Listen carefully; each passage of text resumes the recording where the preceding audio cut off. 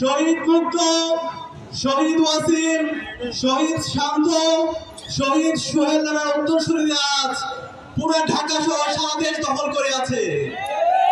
প্রিয় সংগ্রামী ছাত্র জনতা, আপনারা জানেন ফ্যাসিস্ট হাসিনা এবং তার দূষররা এখনো বিভিন্ন ধরনের ষড়যন্ত্র করছে।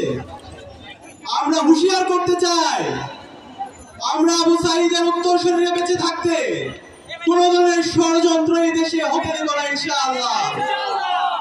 আমরা শহীদ মুক্ত, শহীদ ওয়াসিম, শহীদ উত্তরসূরিরা তাদের জীবনটা বদল করে আমরা আমাদের জীবনকে উৎসর্গ করতে প্রস্তুত আছি ইনশাআল্লাহ।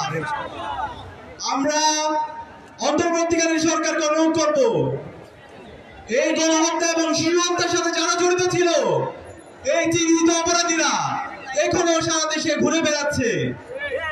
এখনো দেশে বিদেশে বসে তারা বিভিন্ন ধরনের চক্রান্ত করছে। 2006 সালের 28 অক্টোবর থেকে শুরু করে 2024-এর ছাত্র জনতার অভ্যুত্থানের সাথে জড়িত সকল অপরাধীদেরকে দ্রুত সময়ের মধ্যে ধরে তাদেরকে যেন দৃষ্টান্তমূলক বিচারের আওতায় নিয়ে আসা হয়।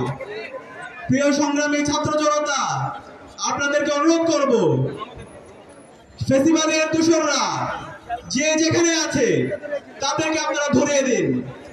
ফ্যাসিবাদের দূষররা যারা যেখানে আছে তাদের বিরুদ্ধে আপনারা মামলা দিন। আমরা ইসলামী ছাত্র শিবির সার্বিকভাবে সহায়তা করবো ইনশাআল্লাহ। প্রিয় সংগ্রামী ছাত্র জনতা, আপনাদেরকে অনুরোধ করব, আমাদের এই মুহূর্তে সবচেয়ে গুরুত্বপূর্ণ কাজ হচ্ছে ঐক্যবদ্ধ থাকা। আমাদের ঐক্যকে বিনিষ্ট করার জন্য বিভিন্ন ধরনের ষড়যন্ত্র চলছে। আমাদের এই মুহূর্তে সবচেয়ে গুরুত্বপূর্ণ কাজ হচ্ছে, আমরা যখন অভ্যুত্থানের সময়, বিপ্লবের সময় প্রত্যেকের পরিচয় ভুলে গিয়ে দেশের স্বাধীনতা, সার্বভৌমত্ব, অখণ্ডতার প্রশ্নে ফ্যাসিবাদকে মুক্ত করার জন্য যেভাবে ঐক্যবদ্ধ ছিলাম, আমরা যেন বৈষম্যহীন একটি বাংলাদেশ গড়ার প্রত্যয়ে, ফ্যাসিবাদ মুক্ত বাংলাদেশ গড়ার প্রত্যয়ে, গণহত্যার বিচার নিশ্চিত করার লক্ষ্যে আমরা যেন সবাই ঐক্যবদ্ধ থাকি। সবাই ঐক্যবদ্ধ থেকে আমাদের শহীদদের যে রেখে যাওয়া অসমাপ্ত কাজ, সে কাজগুলোকে আমরা সমাপ্ত করতে পারি, সে উদাত্ত আহ্বান জানিয়ে আমি আমার কথা এখানে শেষ করছি। আসসালামু আলাইকুম রহমতুল্লাহ।